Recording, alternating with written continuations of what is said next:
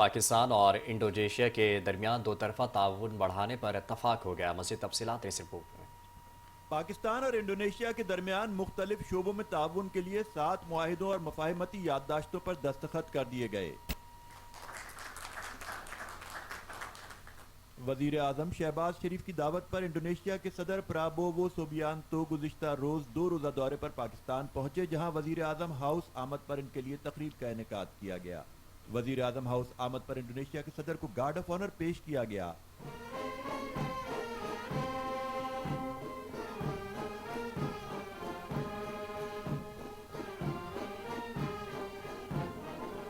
Indonesia کے صدر نے پاکستان میں شاندار میزبانی اور صحت کے شعبے میں تعاون کا خیر مقدم کیا۔ وزیر اعظم شہباز شریف اور انڈونیشیا کے صدر کی ملاقات ہوئی، جس میں دونوں ممالک کے درمیان دو طرفہ تعلقات بڑھانے پر اتفاق کیا گیا۔ اس موقع پر مختلف شعبوں میں مفاہمتی یادداشتوں اور معاہدوں پر بھی دستخط کیے گئے۔ وزیر اعظم شہباز شریف نے کہا کہ پاکستان اور انڈونیشیا کے تعلقات 75 سال پر مبنی ہیں۔ پاکستان اور انڈونیشیا کے تعلقات ہر آزمائش پر پورے اترے ہیں۔ دونوں ممالک کے تعلقات مزید بلندیوں کو چھوئیں گے۔ Your Excellency, our relations span over 75 years, and your visit coincides with this anniversary of our diplomatic relations.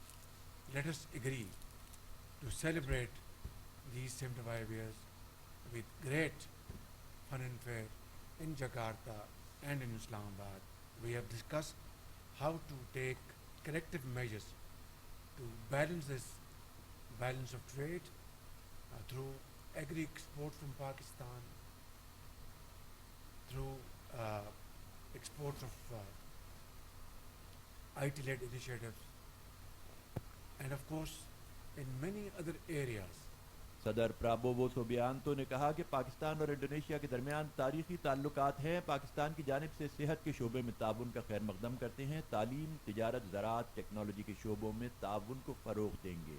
Pakistan اور انڈونیشیا کے درمیان اعلیٰ تعلیم کے شعبے میں تعاون کا معاہدہ بھی کیا گیا۔ پاکستانی طلبہ کی انڈونیشیا میں اعلیٰ تعلیم کے لیے انڈونیشین ایڈ اسکالرشپ پروگرام پر دستخط ہوئے۔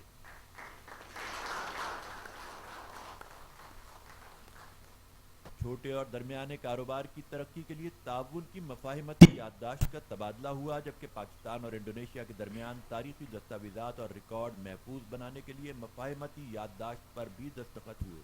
رشید احمد خان، 5 نیوز، اسلام آباد۔